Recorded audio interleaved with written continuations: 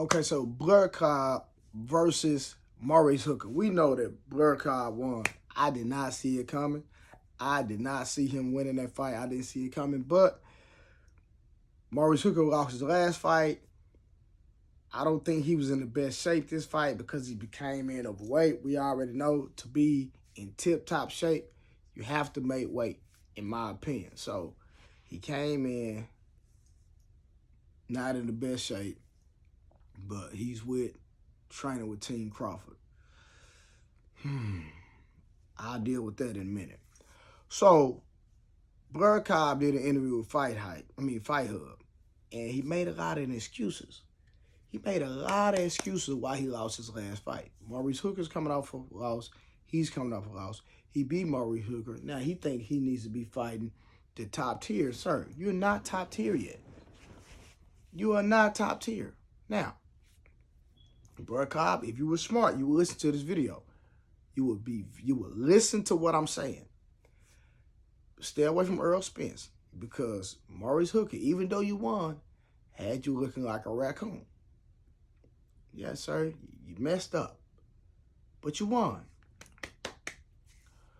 Now, Terrence Crawford, I think you won't smoke with him, but my opinion, he'll beat you too. He'll beat you regularly. Earl Spence will stop you. Point blank, period. Those two, top tier, cream of the crop at 47. You're not messing with none of them. Now, if you were smart, you would go the Keith Thurman route. If you were smart. All right? Now, I don't even like Keith Thurman. Don't have nothing against him personally, but I don't like him because when I was Earl's strength and conditioning coach at the time, he stalled Earl out. After the Kell Brooks fight, he didn't want to give Earl an opportunity to be unified champion, right? Those are the facts. So that's my issue with Keith Thurman. He held my bro out, even though my bro is still one belt for being undisputed. He could have been moved up to 54. He could have been progressed his career at 54 and campaign there, but he had a goal to set out to be undisputed, and Keith Thurman actually held that up. So that's one of the reasons Earl's been at 47 for so long, is because of Keith Thurman stalling him out, and he had personal goals at that particular weight division that he wanted to accomplish. He's almost there. But that's why I have an issue with Keith Thurman. He was being real female-ish, let me say that, at the time. But that would be a smart fight for you. But now, Keith Thurman looked good in his last fight. You can tell he was in shape. He came in ready. He did his thing. He won his fight, even though he didn't fight a credible opponent. In my opinion, he could have fought somebody else. Just my opinion. Right? How y'all feel about that? Keith Thurman shouldn't have fought no Mario Burris. If he wanted to fight somebody, he should have fought Stanionis. But I believe Stanionis will beat him, and he'll beat Blair LaFleur, in my opinion. Jerron Ennis will surely beat Blair LaFleur without an issue. We heard Jerron's dad talking about sparring. Now, everybody will say sparring is not different from a real fight, but do you really think Blair Cobb has what it takes to beat Boots Ennis? No. He don't have what it takes. Stay away from Boots. In my opinion, if he was smart, the only two people he would... I would put Sean Porter in there. Now, we know Sean Porter always brings a fight, but he's retired for whatever reason. But I think Sean Porter will be a great fight for Blair. Keith Thurman and Danny Garcia. Those are the three people. If I was Blair, I would be sick. I would stay away from Stanionis, and I would surely stay away from Boots Ennis. Earl and Crawford are not even in the conversation. I know him and Earl, he was talking about he wanted Earl. Earl would body you. He would literally stop you, Blair. Just leave that man alone. He's a different animal. He's a different breed. Can you please leave it alone? Keep Earl's name out your mouth. You're not ready, sir. I'll put 10,000 up. You put up 10,000, I'll put up 10,000, and we can make a side bet. If you was to ever fight Earl, which I know that's wishful thinking, it's not gonna happen. But if you was to fight Earl, I'll put 10,000, and if you want to do 50, we can do 50. I got the money. We could, whatever you want to do, we can do it. Okay. I'm just saying, you're not beating Earl Spencer. But Maurice Hooker, in my opinion, didn't come in shape. I've reached out to him in the past, right? I've reached out to him in the past when I was working with Earl because I wanted all the top trainers in the city of Dallas. Y'all know I'm currently working with the top 147 amateur. Hopefully I get to work with Virgil Ortiz. If I work with Virgil Ortiz, he would be a whole nother animal, a whole nother beast. Even though he's strong, he's durable, he's doing his thing now. But with my style of training and what I do, y'all see what me and Earl Spence did together, it will be a whole nother situation. It will be a whole nother situation. And I believe for Virgil to even compete with Boots Ennis, because I believe Boots Ennis has a fighting style that could give Virgil some problems. I think if Virgil is 10 times stronger than he is now, it would give him a fighting chance against Boots. So because he has a straightforward style and Boots is a boxer, so a boxer beat a brawler can beat a boxer. It's just styles make fights, right? But I just know that I got the heat, that training. Like I say, just ask Earl how good of a trainer I am and what I bring to the table. He'll tell you. So, yeah, those people Blair might want to stay away from. And like I said, I wanted all the top trainers in the city of Dallas. All the top fighters in the city of Dallas. So, and I reached out to Maurice trying to help him out, but he rather train with Team Crawford. We know Team Crawford hates on Team Spence. That's a fact.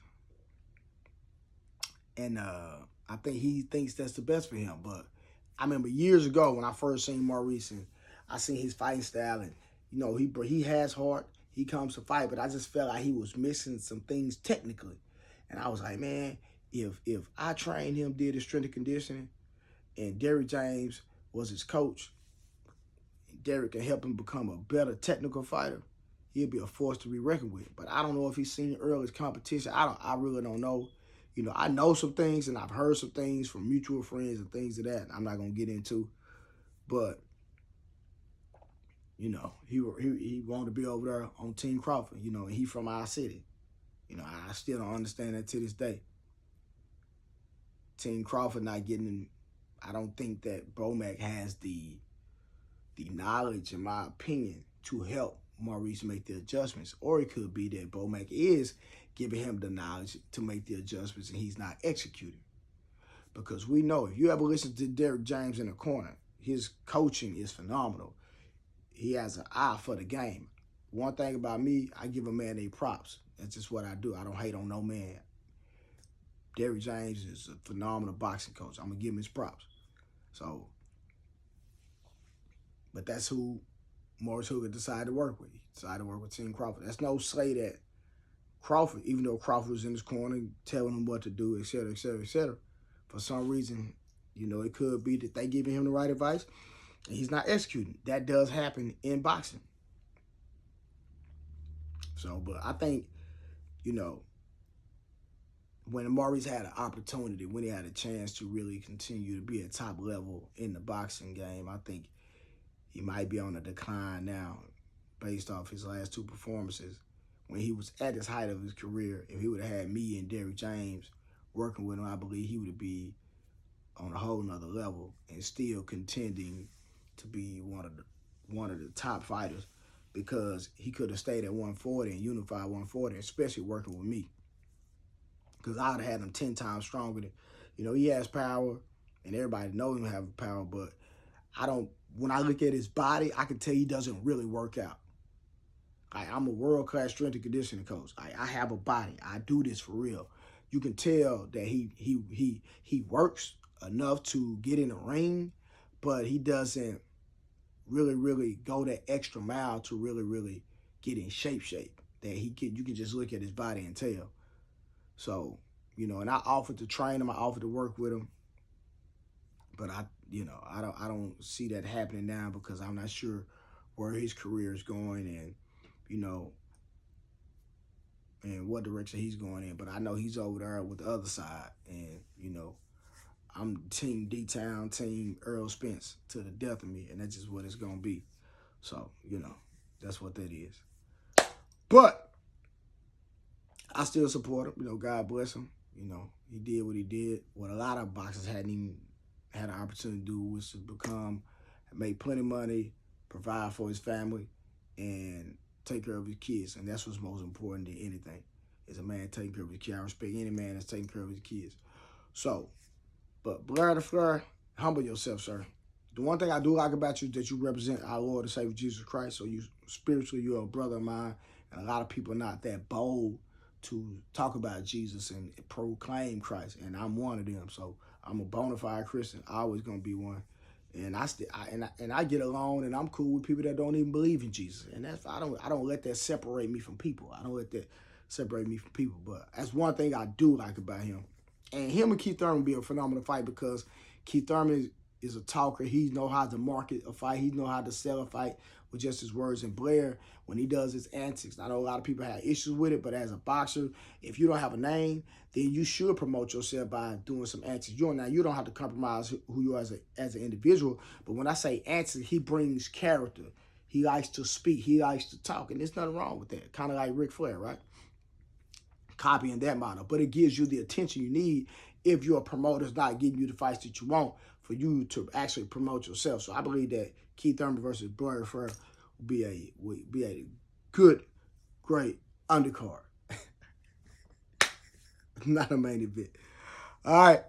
But listen, this is your boy Bluerayfitness, the world-class strength and conditioning coach on this platform called The Blu-ray Show, because I talk about all subjects and topics. I just don't talk about boxing. I talk about life in general. If you want some real game, you might want to be over here. But if you don't want the truth, this is not the platform for you.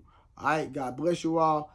I'm going to see you in the next video. Hit the bell icon so you get every notification every time a video drop. I promise you're going to learn something being over here listening to what I got to say, because I've been there, done that. Knocked, and she running back. Ha!